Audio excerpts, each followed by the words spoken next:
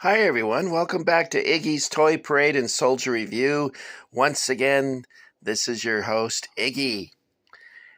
Thanks for dropping by and visiting me today. I'm going to talk about some Ultimate Soldier items that I found in a box that I had in storage. I picked it up last Friday.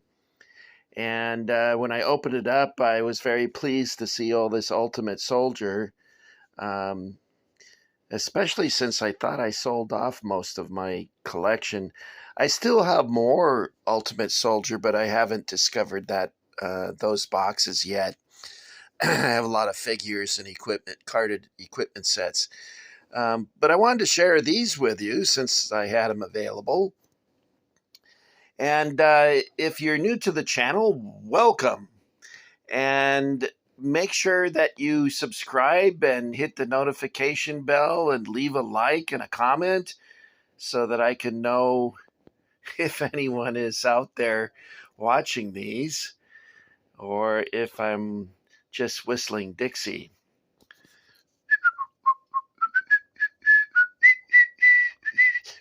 Apparently, I am whistling Dixie. Okay. Um, so let's begin. This is going to be hopefully a shorter video. You guys know all about these. I've made other videos about Ultimate Soldier talking about the company. Actually have a friend that worked for them, and there's a 132 scale German officer that I swear to God is my friend Heath. He's walking just like Heath. And I was thinking, I need to ask his brother, Cowboy Carl, if that is his brother, because he's walking just the way Heath used to walk. Anyway, as you know, Ultimate Soldier started out with the Vietnam War era sets, and then they quickly switched over to the World War II sets. Now, I've always found that the Ultimate Soldier equipment is really good. I really like it. It's got nice detail. It's well made. I never cared too much for their uniforms except for uh, their bar gunner, their second battalion ranger bar gunner, and their Marine corpsman. I don't think I have many Marines. I should look into that. I don't think I have any Marines. I'll have to look into that. I have a book where I wrote down everything I was buying. Anyway, remember last video I talked about the G.I. Joe medic? And I said, well, under the Marine banner, it should have been a Navy corpsman. And look what I found. I thought, well, that's when I get the light off of it. Here's the U.S. Navy medical corpsman. And like I mentioned in that previous video, the Navy corpsmen were established in 1898 and approved by President McKinley. And if you noticed, it looks like a Marine uniform. And that's because when they were serving with the Marines, they just dressed as a Marine, but it did say USN, United States Navy. And again, on the medical bag, this set is great.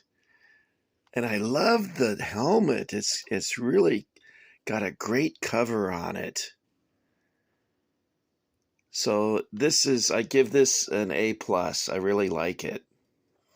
So let's look at some other things. Here's another item that I think is really superior. This is a 30 caliber machine gun set. Can you guys see that? And the detail on this machine gun is excellent. If you compare it to a G.I. Joe machine, well, there's no comparison. The G.I. Joe machine gun was a 1960s type of thing. It was as sophisticated as the 1960s, which is to say, not very. I remember when these Ultimate Soldier things came out, I was ecstatic. I was like, oh man, This is a dream come true. Look at this ammunition belt. Isn't that awesome? There's the tripod. I have a picture of my brother in basic training at Fort Knox, and he's sitting behind a 50 caliber machine gun.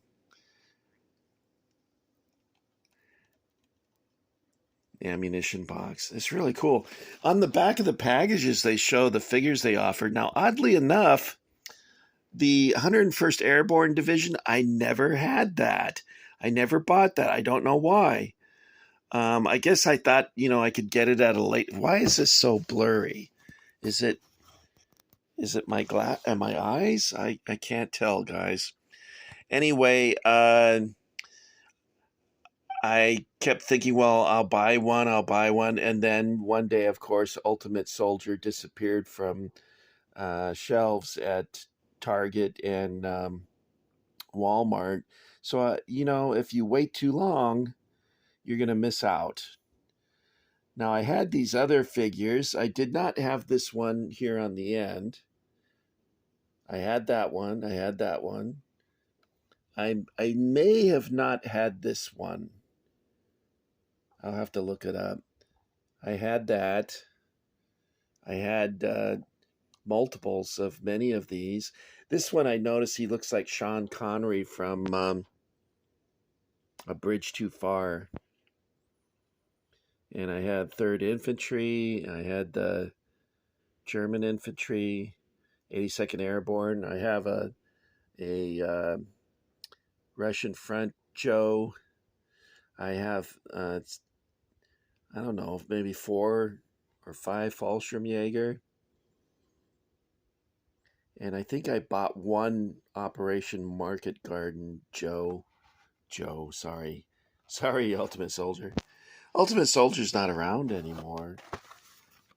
And those were, gosh, guys, I wish we were all back there again in the 90s. That was like the last golden age of 1/6 scale figures, because they were producing Dragon, Blue Box International, In the Past Toys.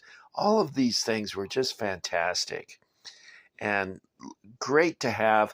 I remember the first time I saw a Dragon figure, it was at a G.I. Joe show, I think in Burbank. I was with my friend Doug, and we both looked at it and said, hey, I want to buy this. And the guy said, it's not available yet. And then sometime later, Doug and I were at a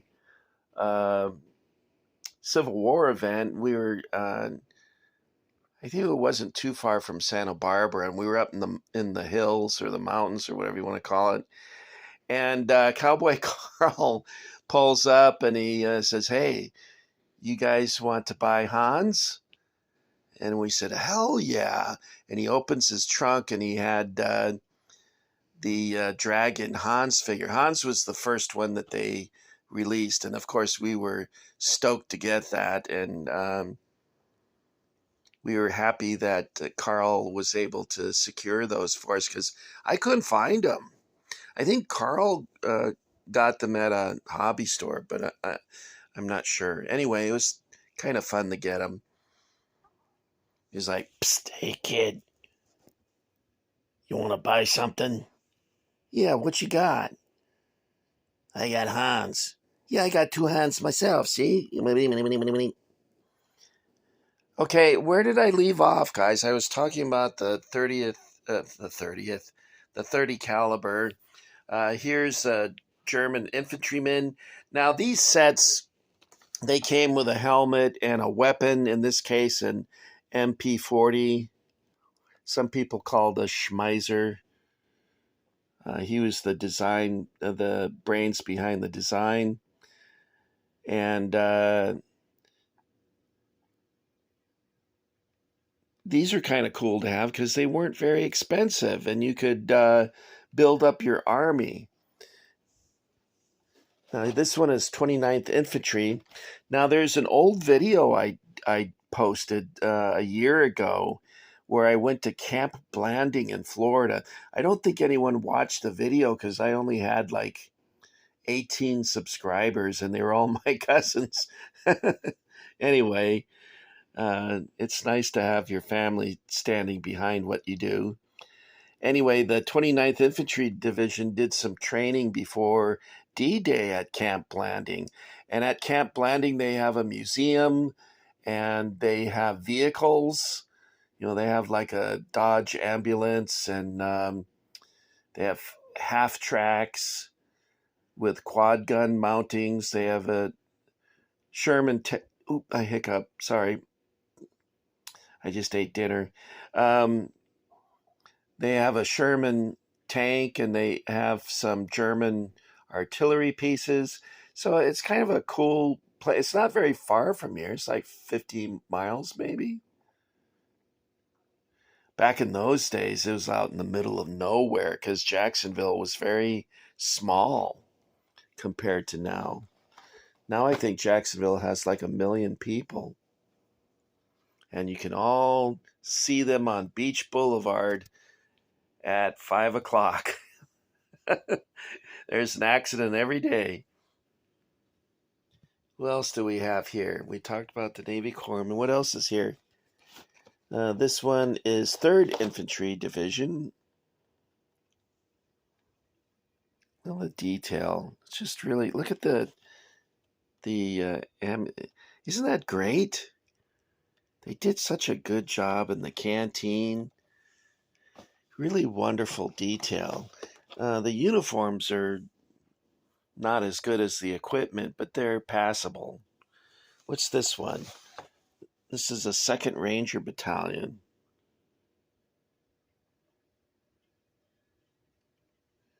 And this is probably inspired by Saving Private Ryan, the bar gunner. Oh, these vehicles?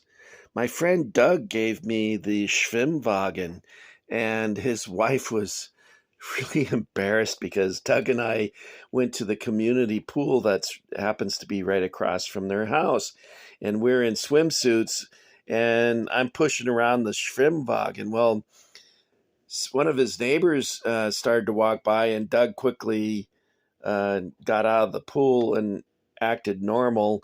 And there I was pushing this schwimwagen around. She probably thought I was challenged. I also have a Kettenkrad. That was nice of Doug to give that to me because that's expensive. He gave that to me for my birthday.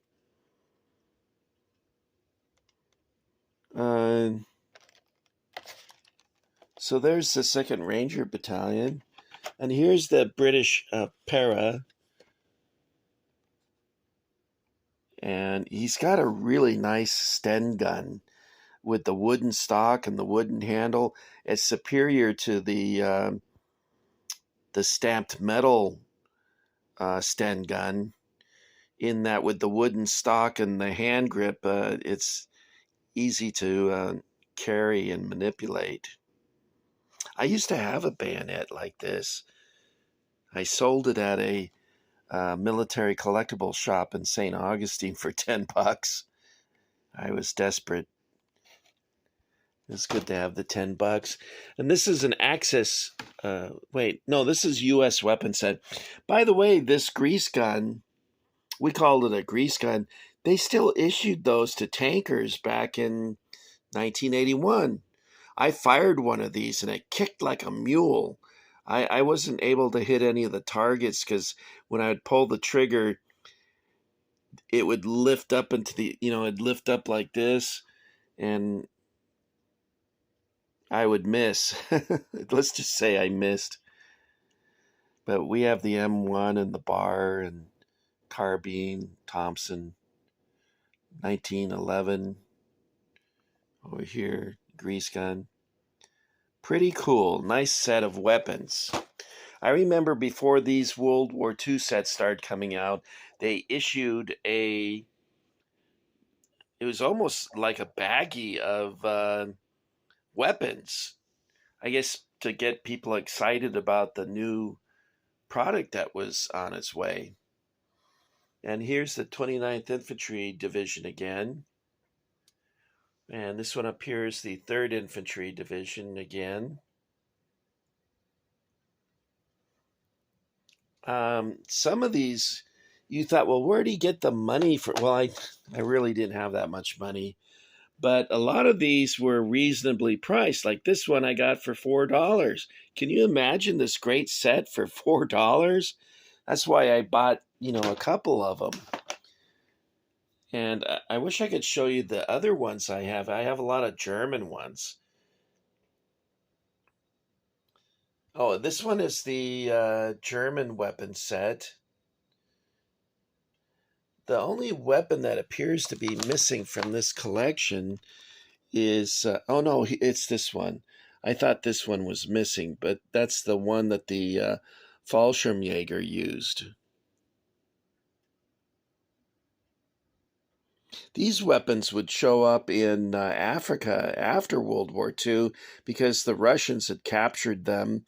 Even though they made slightly less than 500,000 of these, the Russians got a hold of them, and they were giving them to their clients in Africa. There's I have a Mauser rifle. I think it's serviceable, but I've never fired it. I have 20 rounds, but like I said, I've never fired it. There's the P38 and the P08.